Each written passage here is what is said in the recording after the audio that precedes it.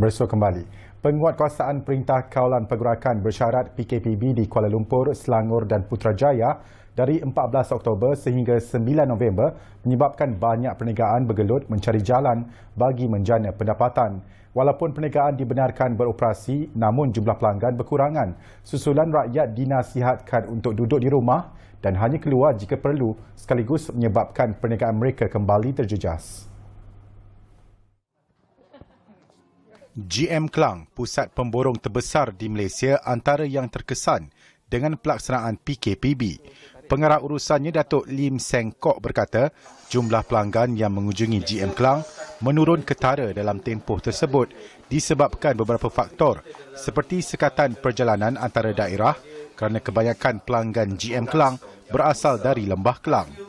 GM Klang has many people coming across from all over the country before the COVID-19 and after the PKP, then a lot of the Klang Valley people come and visit.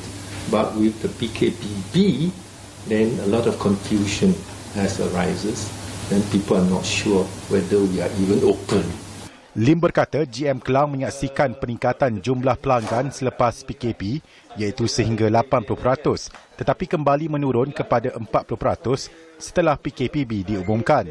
Ia sekaligus memberi kesan kepada kedai borong dan runcit yang beroperasi di GM Klang yang terdiri daripada perusahaan kecil dan sederhana. Menyedari hal ini, GM Klang mengambil inisiatif dalam memastikan kelangsungan hidup peniaga yang meliputi penangguhan atau kegagalan melunaskan sewa.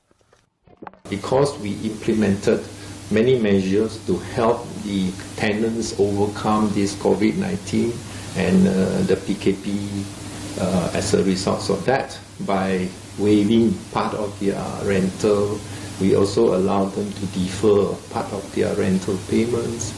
So it actually helped them weather this COVID-19 pandemic lah.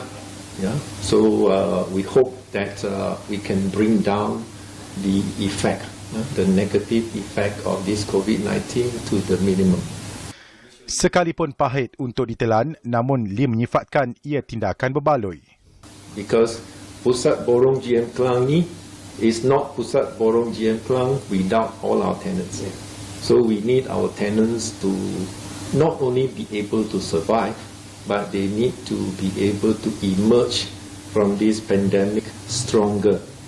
If not stronger, at least they will have to be ready to take advantage of the economic upswing as and when it happens. Dalam temu bual eksklusif bersama Bernama TV, beliau berkata pengurusan GM Klang juga menyokong penyewa dengan memberikan bimbingan percuma untuk mereka menceburkan diri dalam e-dagang seperti Facebook dan Instagram Live dan platform e-dagang lain termasuk pengupah KOL untuk membantu meningkatkan perniagaan dalam talian. Beliau berkata penting bagi pihaknya untuk memberikan perkhidmatan terbaik dan menjaga hubungan baik dengan pelanggan bagi memastikan kesetiaan dan kepercayaan yang berterusan. Sementara itu, GM Klang akan terus mematuhi SOP untuk memastikan keselamatan dan kesejahteraan pelanggannya, lebih-lebih lagi ketika perayaan Deepavali yang bakal tiba.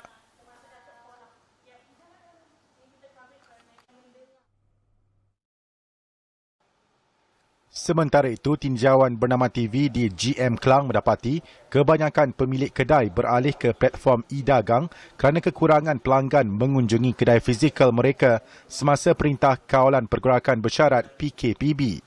Pemilik kedai Muhammad Fuad Abdul Aziz dan Adrian Yee berkata mereka harus mencari kaedah lain untuk menjana pendapatan dan salah satunya adalah dengan menggunakan platform e-dagang.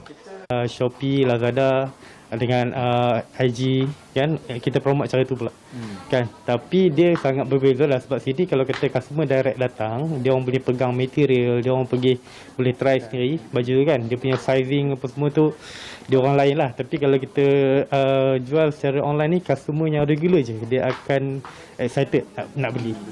Itu je. So apa yang kami nampak sekarang walk-in punya customer sudah dikurangkan.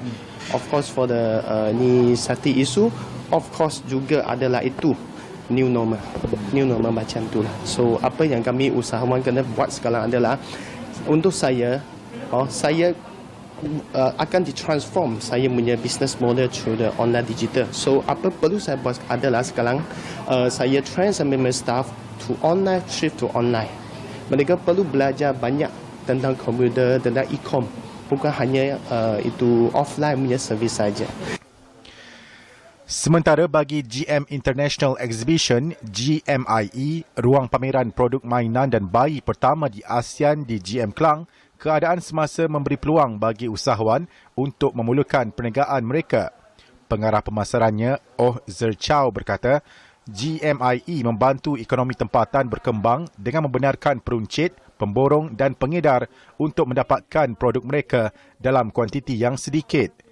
Dengan lebih daripada 10,000 produk dari 120 pengeluar di China, GMIE juga menyediakan perkhidmatan seperti pengurusan, pemasaran, pengeluar peralatan asli OEM, pengeluar reka bentuk asli ODM, pengiklanan, pelepasan khusus, logistik dan pengedaran untuk membantu pemborong dalam perniagaan mereka.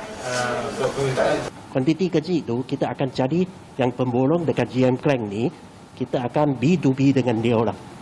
Pemborong tu yang sebab dia tak boleh lepas dari negeri atau ke luar negara, dari pergi ke China ke pun.